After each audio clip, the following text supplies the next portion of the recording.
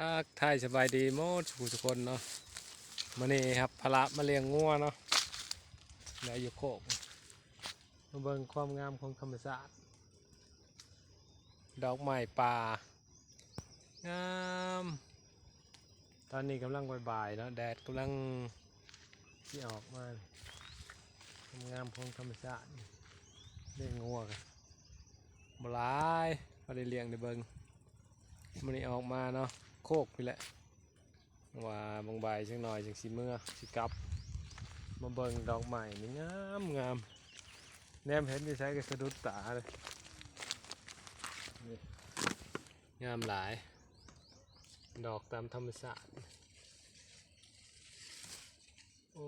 คักก็เลยได้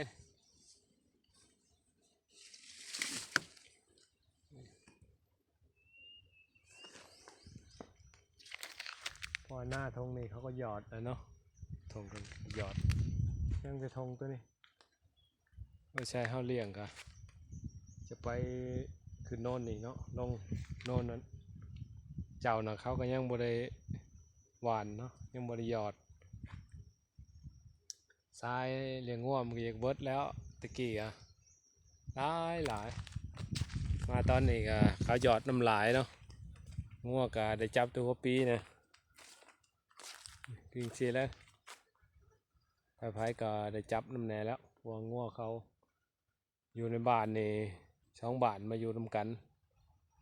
ปีนี้เขาหยอดหลายเลยเลี้ยงแต่หัวปีเนาะมาชมธรรมชาติตอนนั้นจะเป็นป่าวิกเนาะป่าวิกกันจีนตะกี้เขากับอินเดียมาเสาอินเดียขายให้จีน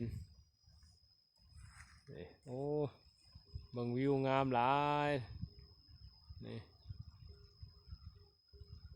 สุดลูกหูลูกตามื้อนี้บรรยากาศดีนี่